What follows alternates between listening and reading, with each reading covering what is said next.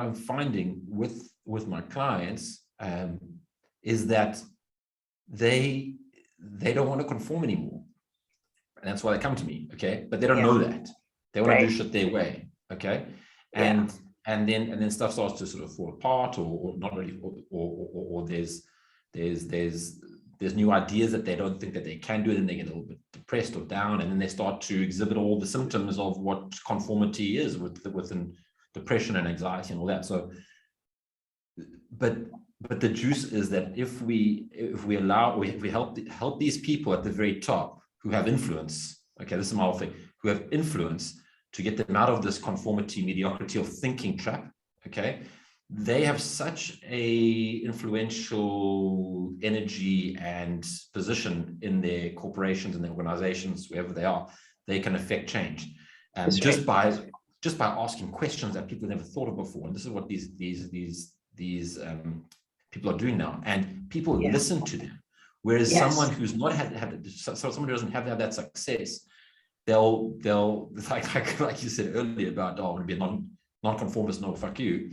If these guys go and they say, listen, or they ask a question, people are going to listen, and they're going to create a new way of doing it. They change cultures within their corporations. But they've got to be willing to be fired. They've got to be willing to stand out. And if they get fired, cool. They've got so much influence and so many connection network. They'll start something new. And what they all want to do is give back. So they want to make money now to contribute, to help people. It's the same thing, be it in education, or be it in child safety, or whatever these things are. They all have a deeper connection to contribution, because all their needs have been met. They can survive their children. Now they're just like lingering. And then when so what I'm saying is, when those people that have power and they start to think in new ways and ask new questions at the top, they can have a ripple effect down into the organizations and their friends. And that's right. And then create actual change, where they actually wake up in the morning and they're excited to go and change a system. That's how we can change these systems that are so archaic. That's exactly right. Talk about this together, because we could definitely do something together with this, I think, as well. Absolutely. It's so resonant. And the metric that I've always said all along is that, well, I've used the word metric, is that when we're talking about real transformation and real change, joy has to be a metric of success.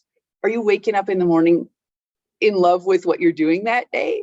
Because that's the indicator that you're on that creative edge of doing something that has some risk, some uncertainty, some novelty, some creative challenge that's really fulfilling to your soul. And you know it when you wake up, because you're like, God, this is what I'm working on.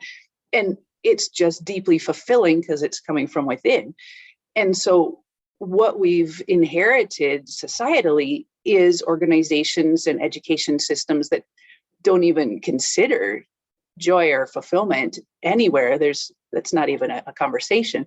And so as leaders begin to be in this space of expanding their own capacity to wake up and feel excited about what they're doing, there's an art and a science to that. It's a really specific, predictable process that I know that's the space you play in too. And that's how we can evolve the whole ecosystem into more fulfillment and flow for everyone, and having everyone have their basic needs met too. There's so much we could talk about, but yeah, I love everything you just said. So here's then the question that I had as you were speaking. I want to go back to the piece you said where somebody's got to be willing to be fired. They may or may not actually get fired, but you work in the space of mental prowess, as your phrase. What is it that makes a person be willing to get fired? Like, what do you notice? Like, what skills or what qualities or what has to be in place for somebody to have that much internal confidence that they're just going to go create what they're here to create, right? They know what they're doing is right. Yeah. That's it. Like they know that what they are doing and what they're trying to achieve is for good and not for profit. Yeah. Because it gets to a point where like, okay, let's just think about an example of, I don't know, do you take on a specific client perhaps that is not aligned with your business strategy just for profit, that you know is maybe going to cause you, problems down the line, who's out of integrity. So essentially it is to be willing to be fired is literally to hold integrity above profit, I think. I love that. Yeah. And it's not either or, integrity or profit. It's both, but it's just different in the values stack. It's not the number one priority anymore.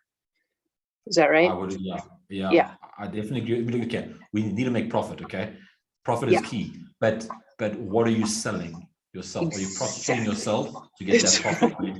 Like, I mean, and it happens in every single corporation, organization, government, every single thing. So when we say, and I thought just like get fired in a job, it's like willing to lose a relationship because you believe that what you're doing is correct. Willing to, lose a family member because you know that what you're doing is correct, even if they don't agree with you. You know that what you're doing is correct, and it feels good for you, and there's joy in it for you.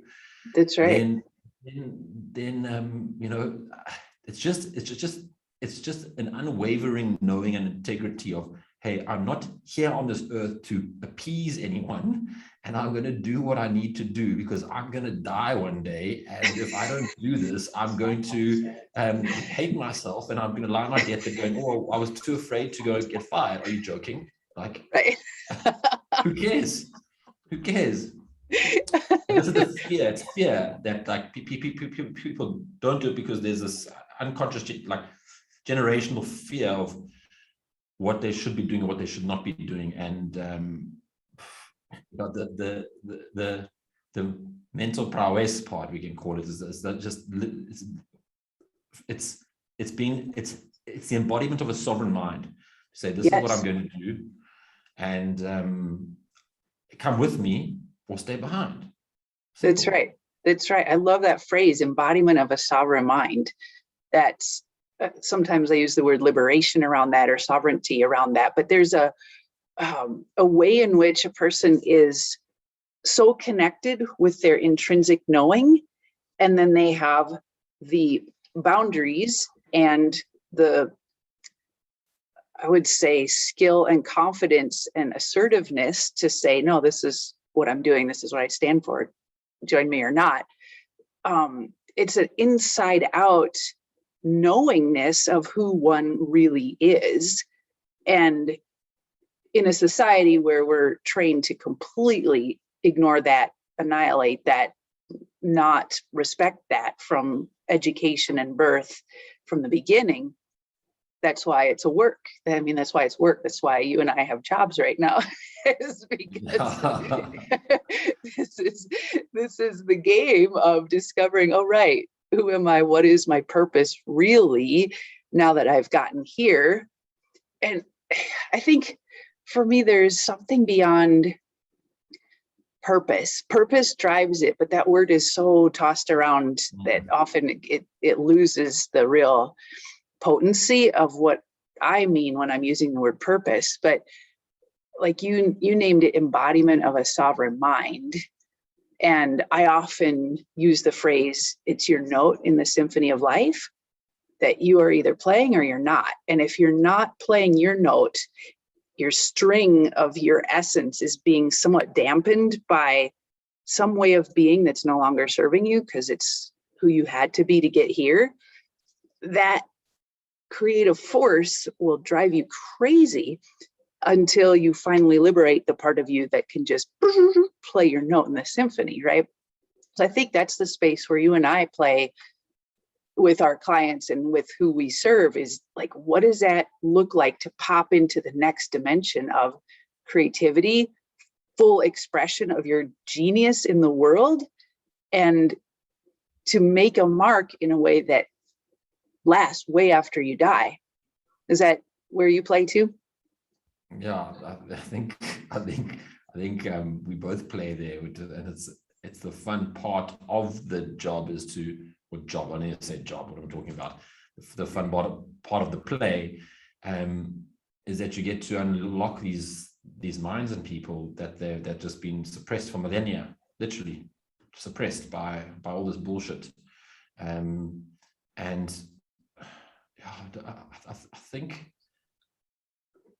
I think we've got a role in consciousness, Anne. Yeah. I think like I've got, like I was saying to my wife, like you know, like it's such a small, like one-on-one coaching that like it's or one-on-one transforming into the embodiment of a sovereign mind, right? It is not really coach, but that's you feel like it's limited, but it's actually not, because when you're working with these people, like you said, who've already had this 3D world success, you know, they have that influence to change, and that consciousness, the awakening, whatever you want to call it right now, is I believe it's just people coming back to themselves and being like a sovereign individual, to know what they like, to know. I mean, even if I mean, grapes. Do you like grapes? I don't know. Did I ask myself if I like grapes or not? No, I just got told here's some grapes, and I eat grapes. But or anything. So just, I think our role is to make the unconscious conscious. Simple. That's what we really do. That's it. Make the unconscious conscious. And I go back into unconsciousness. I mean, all the time. But it's that willingness to go and say, oh, I'm unconscious again. Okay, stop. All right. Okay. And then you come back to consciousness. And then don't feel guilty about the unconsciousness, because then you go back unconscious. So right. The habit loop of guilt is the unconscious program that keeps you back in the loop. Yeah, it's wild. The human brain is such an interesting thing. So interesting. It's so interesting. So, but you get to play, and everyone takes life so seriously. And like your whole thing of this joy and play is so important, I think, because people take life so seriously. Like, we need to actually spend time thinking about death, to actually like that polarity, death and joy, like mourning and joy. Right. It's huge. So the more time you spend thinking about death, I mean, the Stoics used to say, like, meditate on death. Yes. And I used to think, when I first heard that, I was like, this guy's fucking crazy. But then as I went through my own thing of, you know, suicidal ideation, I was like, oh yeah, okay, cool, I can die. I can literally die today, and everything I've done is over, and everything I'm going to do is over. Yeah. And will anyone care what I've done? Probably not, you know. And who cares if they do or not? So why care about them now? Like, just do what you want to do and embody, like not really embody death, but prepare yourself, or not prepare, but understand that death will come. And then you have that polarity of joy, because what is the polarity of joy? It's death. You mourn when someone dies. People mourn. Yeah. I don't know if, I mean, I just did my will the other day, and I said, okay, here's this amount of money for a party. Do not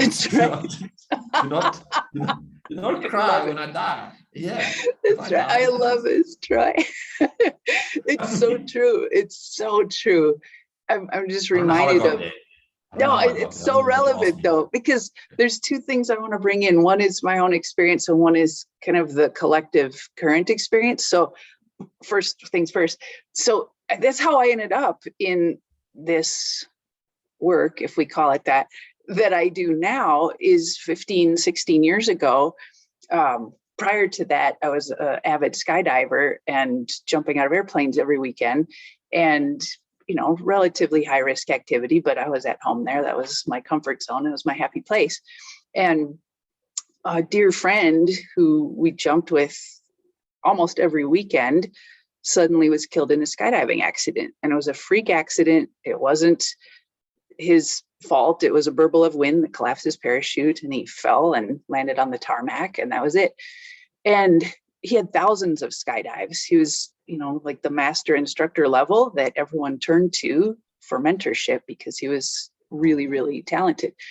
And that hit me so hard for many reasons. It was the first time I'd lost somebody that was really close to me, but also that mortality, where I realized hey, we'd jump out of airplanes every weekend together.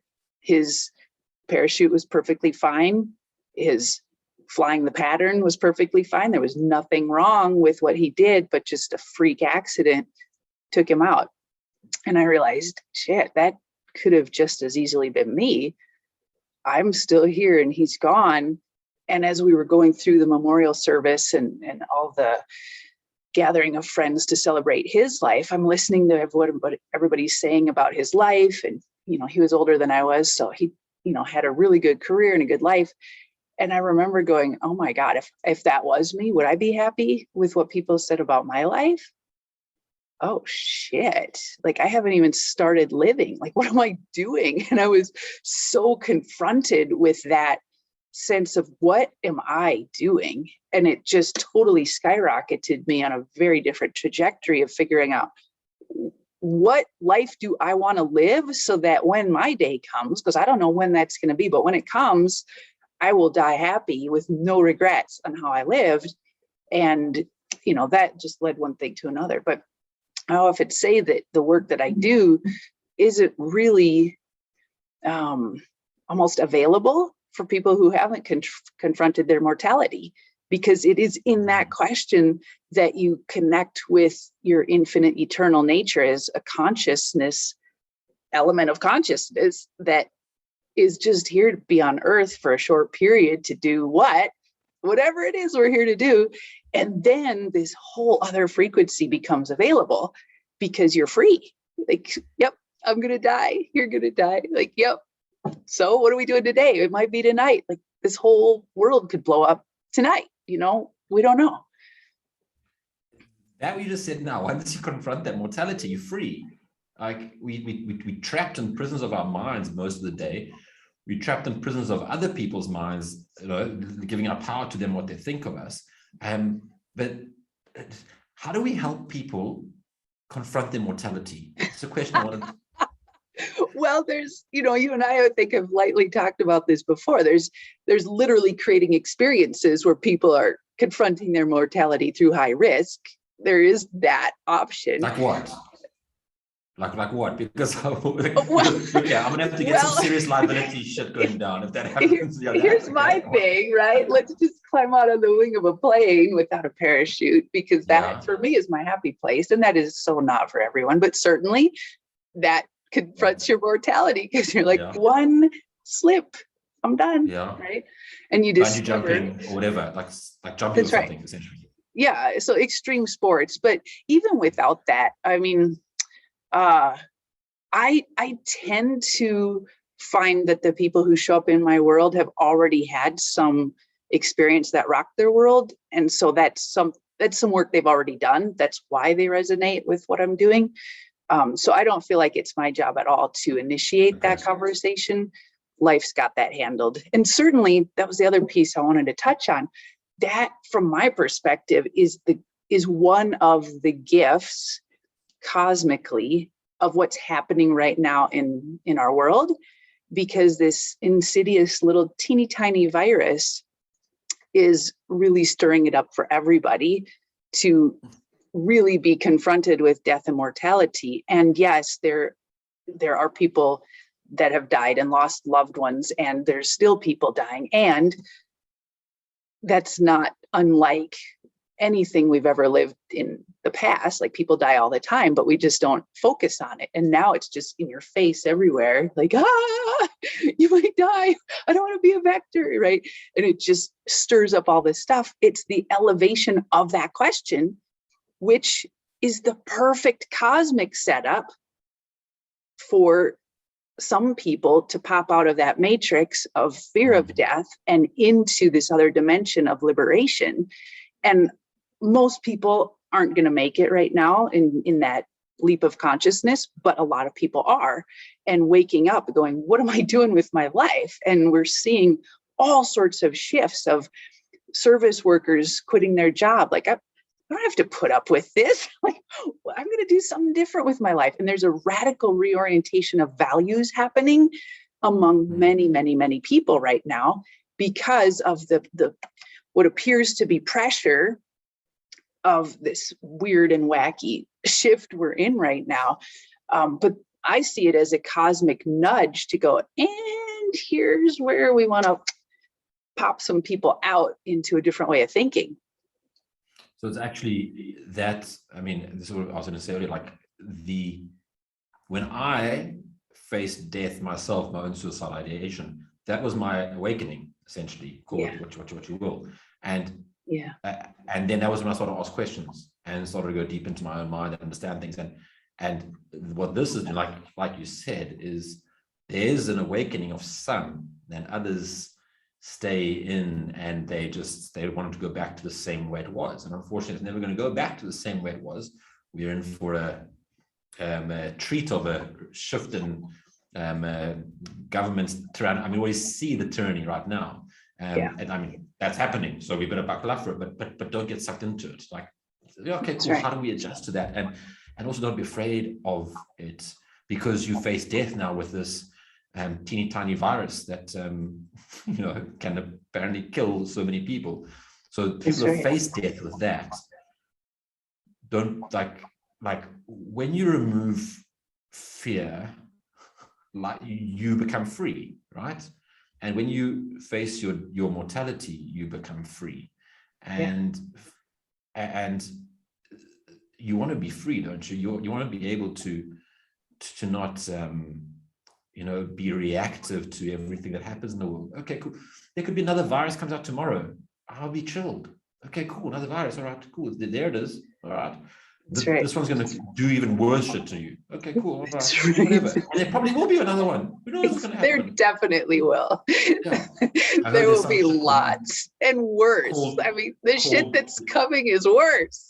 Yeah, I mean, there's the stuff. I mean, I don't know. Yeah, there's this thing called Marburg now from all the adverse. I don't know if you want to go there. You can delete this part if you want, but let's talk about this. I'll tell you the adverse effect from the vaccines with millions of people, the myocarditis, the chilled 15-year-olds dying, not being, now they're already preparing whoever they are. Okay, I don't know because you say they, you think you sound like a conspiracy theorist, but it's just logic. Let's just be logic. There's either logic here or emotion here. People are dying from the vaccine. These guys are going now.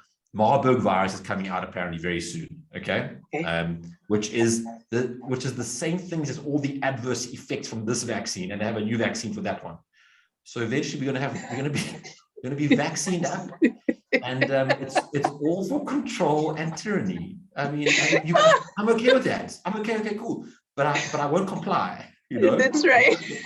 So you can delete that if you want. But, no, it's so good. And the reason I'm laughing so hard is it's like the thing that from a not sovereign mind place would be terrifying and oppressive, and this is just wrong. And yes, of course, we can participate in combating the insanity, but at the same time, it's like the perfect storm of creating the conditions to demonstrate how committed are you to liberation, because there is this collective movement of control and compliance paradigm that appears to be restricting freedoms everywhere.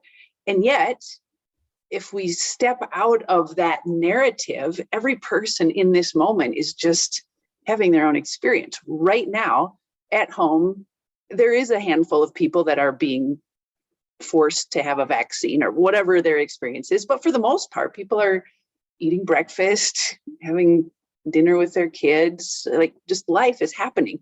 And so we're either free to be present in the moment of this is my life, and here's what I can be present to, or I'm just going to be in the habit of being pissed off because that's my unconscious loop that keeps my creative life force pinched off, right? So it's the micro moment that's the moment of liberation. And again, this collective suppression creates the perfect laboratory, like it's the monastery from hell, to go, can you actually master your experience under these conditions? So with all that said, the people in my world are having profound breakthroughs, having worked through the incredible frustration of whatever their limitations are, travel restrictions, or, loss or grief or whatever is happening, and then discovering this profound creative flow on the other side that's always there for all of us once we liberate ourselves from those habits of being angry or pissed off or judgmental or somehow victimized by the collective situation. The vessel of each one of us has the possibility to open up, and now here's this creative flow of something that wants to be born that adds more beauty, more peace, more connection, more love into the world. And that's ultimately why we came to the planet, from my perspective, to play this game of like, what would that be like to be a creator from that perspective? And here's the perfect storm of conditions in which I'm going to have to finesse those skills. Wow, that's badass, right? Boom, here we are, right?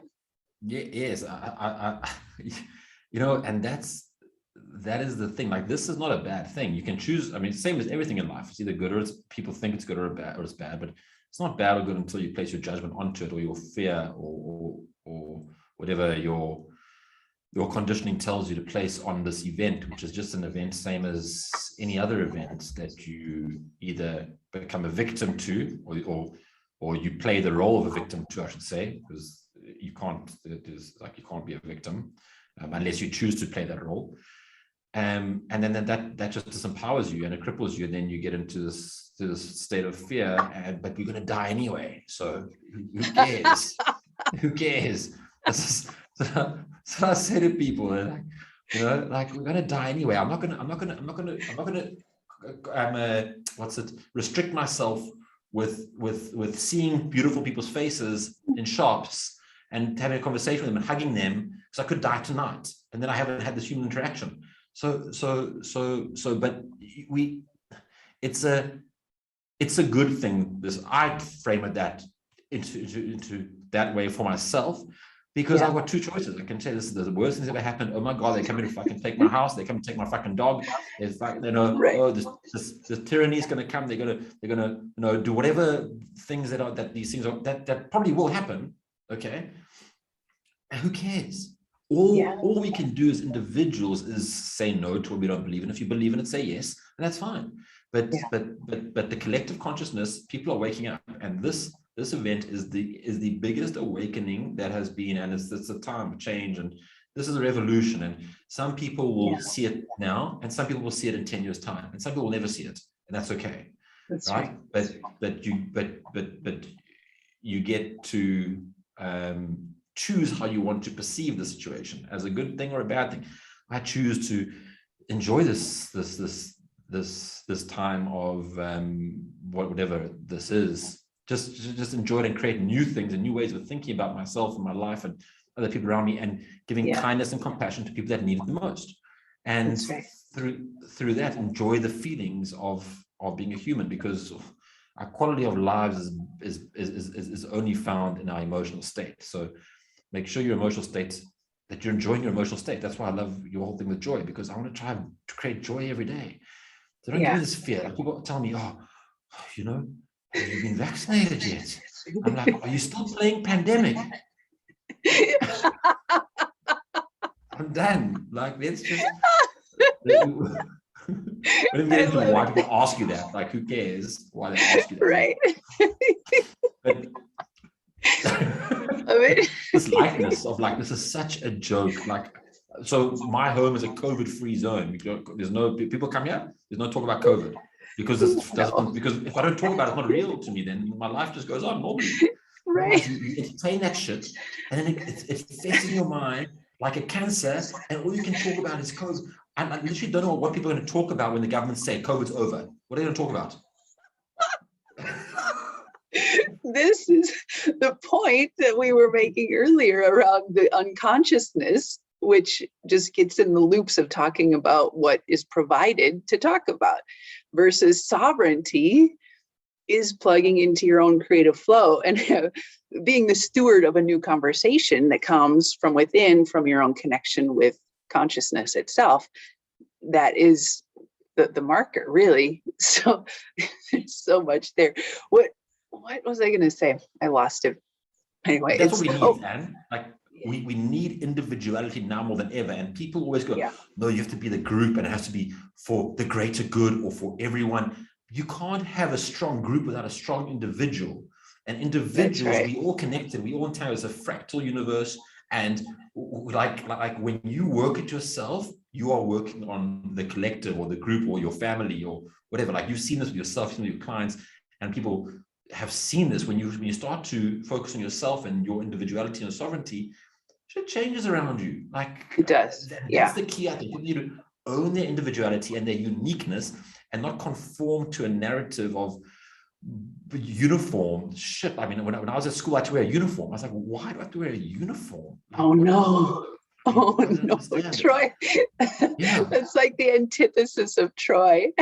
Yeah, I hated it. I can imagine. So anyway, I just remembered what I was going to say a moment ago, which was circling back to one other thing you said about our emotions. And again, this is why the work that I do with laughter is one of the power tools, because my theory is that a lot of our unconscious habit loops in the collective are related to the way our limbic system of our limbic portion of our brain is wired and associated so much with these thoughts and these thought patterns and these narratives that we have. And so, like you said, if you're in a thought and all of a sudden here comes guilt, now you're behaving in a very different way because there's this limbic system activation of this denser energy of this emotion of guilt. So my point is, part of my work is that liberation of the limbic system, which is why the power of intentional laughter shows up so frequently in what I'm doing in spaces that I hold. Because if we're sitting here going, okay, Troy, good to see you. How's your day? Ha, ha, ha, ha. Like there's nothing funny at all. There's just nothing even funny. And the rest of the brain is like, excuse me, but there's nothing funny, right? And that's the point. We're exercising unconditional control over the limbic system, because usually we don't have unconditional control of the limbic system. We're victims of our limbic system. Like whatever emotion comes, like, oh, a puppy, I'm happy. Oh, a rainbow, it's beautiful. Oh, you pissed me off, I'm mad, right? We are always reactive. So to actually rewire the brain in such a way that we have conscious mastery over that portion of our brain, ha, ha, ha, ha, ha, is my power tool. And so as we're choosing to laugh, as we do in some of my events and experiences, it's literally like unhooking some circuitry that gives you greater mastery over that. So then as you're moving through the rest of your experience, here come things, you now develop the capacity to be the witness of your emotional state, to be the witness of what's arising, and then the conscious creator of, oh, I'm going to hold that in a different way, instead of letting that part of my brain flood my entire experience and flood my entire life with this. I now can hold it differently. And it doesn't mean suppress it. It's a whole other conversation. But I'm just saying the liberation of the limbic system is a key part of our evolution from my hypothesis. How does that jive for you? I fucking love that. That's cool, because it's so I think I've said this to you before, but it's literally about having abs in your brain or your mind. And I think I've said to you before, I'm not sure. Like, this is what we do. We help people get these, and we do it for ourselves. Like it's everyday exercise. People, exercise their core and their arms and their legs. They don't exercise that, and that is mental prowess or whatever you want to call it, right? But yeah. And do you want to do one? Do you want to try and see how to do it now, or do you want to just explain how you do that? Because I think it's so important that's such a cool tool, and I've done it with you before, which shifted me so much. But the awareness that you have to incorporate that tool, or whatever, as something to train the brain to get abs, to actually have control over the limbic system, to to release these emotions, because emotions are just chemicals, right? And people think that well, let me just go back to what you said. Like, we wait for something out there to, like, we see a puppy and we get happy. We someone shouts us, they made us angry. Truth is, your limbic system made you angry, and your limbic system made you happy. Now, the puppy didn't make you fucking happy. Your perception of that released that chemical. So we give up power, like you said, victims. We become victims. You become victims to your limbic system, like you said. It's exactly that, but you're not. That's it's right. This paradigm of belief that people think that external shit makes you feel feelings. If I had to make you feel angry, I'd have to inject anger into your body. That's how right. only way I could actually do that clinically. But if I shout at you or say that you're stupid, or your perception of that and your judgment of that will make your brain release that chemical, and you'll experience that inside of you. And it's just you making yourself feel that way. So that's the whole awareness thing. And when you practice that, like you said, with laughter, you get to shut off these things that you normally react to, because you go, oh, my limbic system's about to, I can see that coming. I'm about to react. And you go, okay, no, well, I've done my laughing exercise, or whatever tool you do, or I see my abs tensing. Okay, cool. My abs is kicking, my brain, and then that's done. I don't need to react anymore.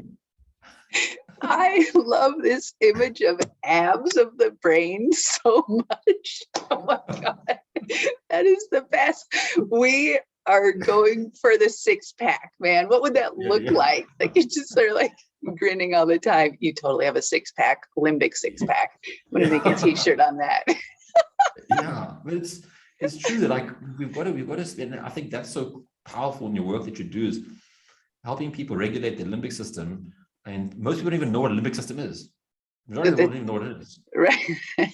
Right. So let's play with it, because there's so much power in it. So it works most potently if you bring in something that would typically be a trigger, or something that is a challenge, because this is where we can really create the greatest shift. So I'm trying to think, what is something I could bring in? What's something that comes to mind that's been recent for you, that's been challenging?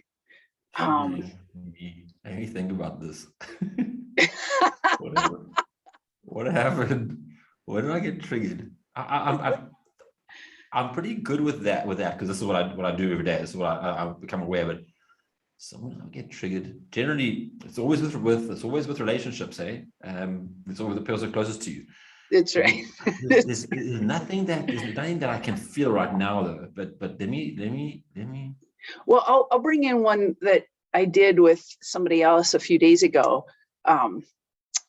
because the story that was going on, something. Anyway, it was like a whole narrative of victimhood. We'll call it that. Nobody ever wants to label it that when they're in it, but there was a way in which he was using his own power against himself to create the illusion of having no power.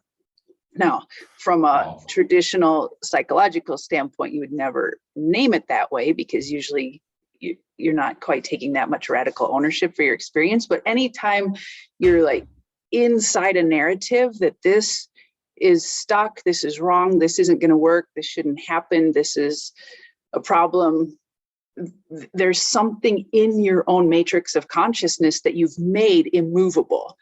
And the power move here is to get that you're creating that in your own consciousness. This is you as a generator of a consciousness field, unconsciously choosing to use your power in a way that makes you forget that you're powerful. And that then creates this loop of, wow, I'm stuck, I'm frustrated, this isn't going to work, right? So as I was kind of sitting with that, that's the angle that came in, and I said, all right, so the way I set it up is telling a laughter story, where you simply identify what is the statement that is most absurd or disempowering, and then we laugh about it because it creates cognitive dissonance in the brain. So in that case, it was, I'm using my own power to hide from my own power. Ha, ha, ha, ha, ha, ha. And so and when you're laughter. Right. Yeah. So we'll do it here in a second together because I want to really activate the real laughter. But the point is, like, if you said that without this levity element, you'd be like, fuck. Well, now I'm really stuck. Like, I don't know what to do with that. And it just spirals you deeper into powerlessness, right? Fuck, I'm stuck in this wall of powerlessness. But the minute we could go, ha, ha, ha, we are shifting the amygdala response in the brain from threat and despair to, wait a minute, everything actually seems to be okay because the biochemistry of endorphins and other neurotransmitters is happening. So maybe it's not bad. Record scratch, what's happening, right? And then as we keep going, ha, ha, ha, ha, ha, ha, the biochemical shifts, the energy shifts, the neurological shifts are literally jumping tracks inside the neurological networks in your brain to lay down new grooves, new pathways of possibility, so that then becomes this hilarious story. And it's this form of radical acceptance. So yeah, it's like breaking a pattern, but actually with it actually rewiring into a new pattern of laughter. And this is absurd. Not just break, because exactly. pattern breaks can people do them, but it doesn't really stick. The laughter, right. What you're telling me is with the amygdala getting in and the neuropeptides and the neural pathways being recreated and disintegrating the old ones, laughter does that almost instantly. That's right. That's right. Because it's a whole being holistic shift. It's not just happening at the mental plane. It's not just happening as a physical shift. It's whole being. And it's because, ha, ha, ha, when we actually start laughing, it has an energetic frequency. And so it's almost like I see it sometimes as a soldering iron, where here's these old associations that have been glued together in your brain, like, but this is wrong. And it's really, really established as a pathway between the limbic system. And we're using this lubricant, ha, ha, ha, ha, ha, to dissolve that pathway. And then here comes the soldering iron of, and now we're going to repattern this into your own power center. The sound effects are important for this work. And then you end up and then you end up in this different relationship where you can't even remember or access the whole energetic matrix of that old habit loop, right? So yeah, powerful shit, eh? It is powerful. Yeah. But it goes back to, I was like, think trauma. So just going back to a minute ago at all, but I'm sort of saying, but people try and heal trauma with the mind, and it has to be a bodily thing. It has to be somatic. It has to be something. So this, for me, trauma is a lot of things, and that's a trauma. Like losing your power and using your power against yourself is trauma, and you can tell the guy the whole, no, you don't know, you're powerful. Oh yeah, okay. That doesn't embody it. So the embodiment is key, and the embodiment. And that's actually this what you've explained to me now, the deep embodiment at a neurological level, changing neurological pathways in an instant. That's right. Which is powerful. That's right. Yes. Yeah. And with that, I do want to add one piece, because this is like a tool to use appropriately. I call it playing with fire, because sometimes there is an emotional release that has to happen before this can actually do the soldering iron effect. So sometimes you do have to just feel the grief, feel the sadness, feel the rage, feel that, instead of, we can't just always flip it by laughing. There has to be an actual felt sense of, I'm going to allow that feeling to rise up and pass away. So I don't want to minimize that or gloss over that for trauma work, but for this situation. That's why I don't want to go into the trauma, because trauma, you need to feel exactly what's going on and be aware of it. That's right. But for these things that are silly and they keep us stuck in this loop of bullshit. That's right. That's right. I mean, of mediocrity. And that's what it is. It's like, oh, I can't do no power. No, you're being mediocre. Like and you can't just click someone out of it.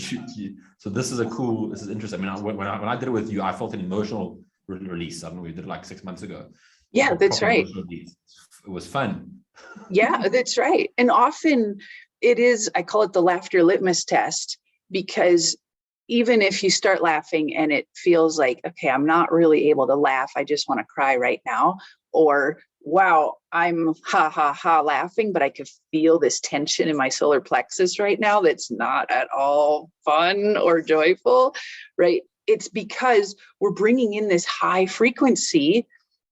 It's like a spotlight that illuminates the whole body to reveal where there is a pocket of dense energy that actually needs to be worked with.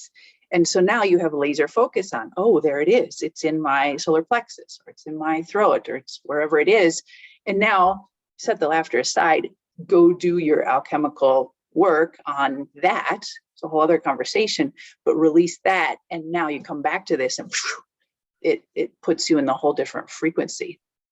And so do you find yourself like those things that you've done this laughter on, and it pops back in your head and you just start laughing immediately at it again? Like, yeah, oh my God, it loses its energetic charge completely. And it like we talked about, the unconscious habit loops of those heavier emotions, guilt and shame and all of that, they before this type of transformation, those things are like Velcro. If it shows up in your world, it sticks to you, and all of a sudden you're sinking into perceptions and behaviors that are coming from the guilt or the shame or the frustration.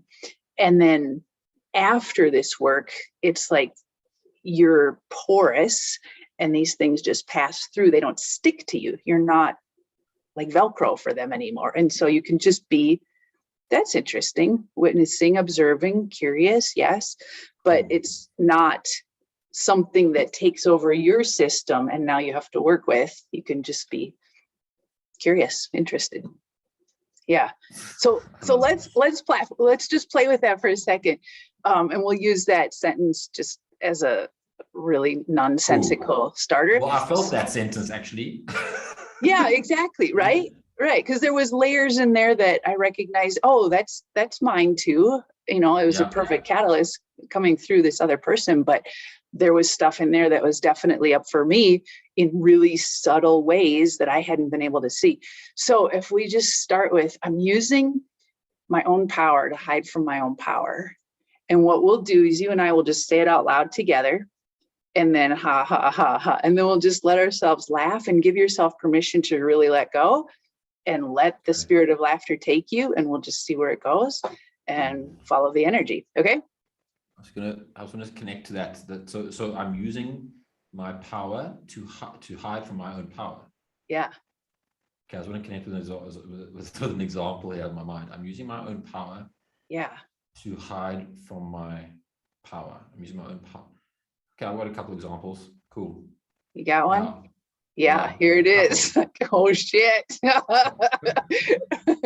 It's like soul nudity, I call it. Like, oh my God, we have to see what we're actually doing. Okay, so here we go. I'm using my own power to hide from my own power. I'm using my own power to hide from my own power. Using my power to hide from my own power. I'm using my power to hide from my own power.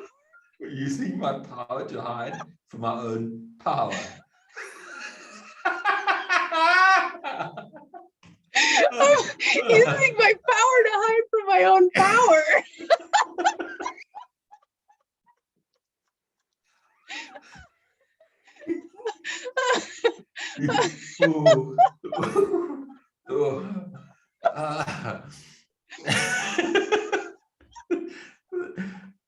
The situation feels different. Right? It feels absurd. It's like, why the fuck did I think like that? I mean, so now let's do it in past tense. I used to use my power to hide from my own power. I used to use my power to hide from my own power. Imagine telling someone that. Imagine I used to use my power to hide from my own power. I just love to hide from myself because as consciousness, that's what I came to do on this planet. Like hide and seek, peekaboo. Well, at least I used to. Forgot who I was. Oh, God.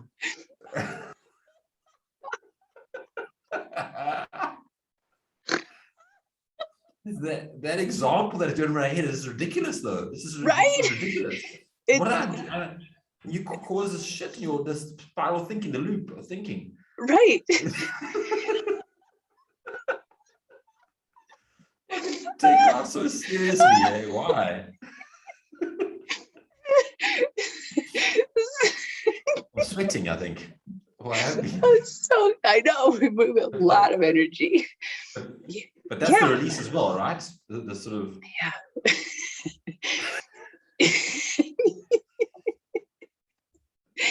yes, all of it. Oh my God, so good. That's fun, man. Yeah. Thanks, Troy. That was fun. I got the giggles, everything. It's so fun. It's just It's just that it completely deactivates when I think about that situation, like, I fucked up there, or, I should have done that, or I could have done better, or those words, those things that go through your mind. Yeah. Just like, okay. It's ridiculous. It's ridiculous. And there's another opportunity every day, and I can use that opportunity to learn. I think that's what I think that did instantly, was look at that situation completely different. And I've been thinking about the situation. It's so interesting that you brought this power thing up, because I use this thing's been in my mind for the last 4 to 6 weeks. Okay, how can I do better? How can I change this? So now I'm just like, it's ridiculous. Just change it. Just change it.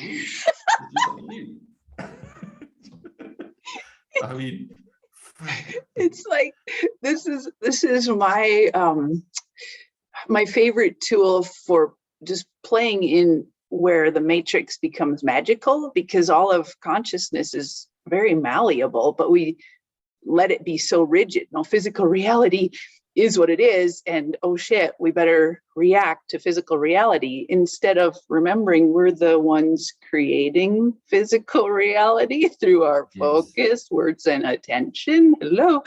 And so dropping back into our creative power means really understanding how malleable reality is. And when we're in this high frequency of joy, it becomes like putty. Like, oh, I can just sculpt this. I thought it was hard rock, and here it is. It's putty I can play with, right? And that's the true creative power that we all have. Yes, I think that to people sounds crazy, though. People that are stuck in this whatever. But I think the more people talk about this, and more of us talk about how you can create your reality, you can build your reality, whatever you want to call it. It is malleable. Consciousness is malleable, and every day we are presented with choice points. And how you're gonna, what are you gonna choose today? You're gonna choose the suffering and pain. You're gonna choose the joy and happiness. And in every moment, no matter what it is, it's an event, and that event is only defined by you. It's just signal, it's frequency that your eyes pick up, that you see something, and your eyes don't tell you what your family mean to you. They just see your family. Your brain tells you what your family means to you. So same as an event, you're just seeing that create a new meaning of that event, and you make something pretty out of the Play-Doh. You choose heaven on earth or hell on earth. That's right. Yeah, and we're in this tremendous opportunity to reframe how we as a society and as a species make meaning of our experience. And it's a fundamental shift that if we don't go extinct, we'll look back hundreds of years from now and see, oh, this is a fundamental reorientation in how we made meaning. Just like, we study in history, well, here was the Renaissance period, and here was the Dark Ages, and these fundamental shifts. We're in one right now, and we have this opportunity to be powerful creators. And so, that's what we're doing. That's why we hang out. So I love it. Thank you, Anne. It's so much fun chatting to you.